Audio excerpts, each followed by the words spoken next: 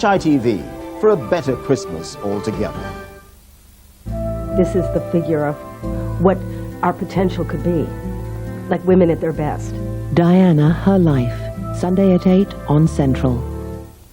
In Central News tonight, 3 children are abducted from the day centre. The 7-year-old twins and their baby sister were being looked after by their foster parents, and it's thought they were taken by their natural mum and dad.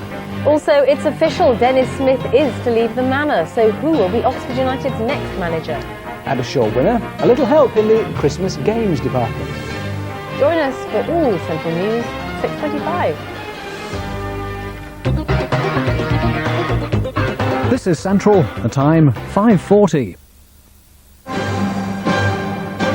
From the studios of ITN, the early evening news with John Suchet. Good evening. Just 13 years ago, he blew up the Grand Hotel in Brighton in an IRA plot to wipe out the entire cabinet. 5 people died. Today, the Brighton bomber Patrick Magee walked out of the Maze prison in Northern Ireland to spend Christmas and the New Year with his family. He was one of around 400 paramilitary prisoners to be given home leave. John Draper reports. Convicted murderer Patrick Magee walked out of the Maze prison to spend Christmas at home. He qualified for temporary parole, having served 11 years of a minimum 35-year sentence. Magee's due back in jail in the new year.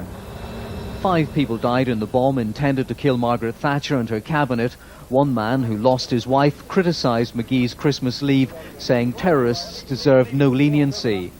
160 members of Loyalist and Republican terrorist groups were let out for the holidays, but Loyalist prisoners, angry at what they see as government concessions to Republicans, said they were close to withdrawing support from the Stormont talks. The ceasefire is very shaky at the minute.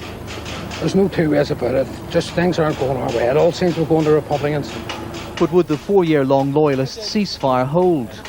I think this is the most dangerous phase since the talk started. As far as the prisoners goes and the feedback we're getting from outside. Some Republicans are uneasy about the talks, but today their prisoners were saying nothing. It seems then that this Christmas will prove a crucial period for the Loyalist ceasefire as prisoners and politicians meet behind the scenes. It's going to be several weeks, though, before we know what they've decided.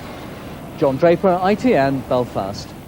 Next on the early evening news, Tony Blair hits back at the wave of benefits protesters. The miracle escape, how all passengers and crew survived.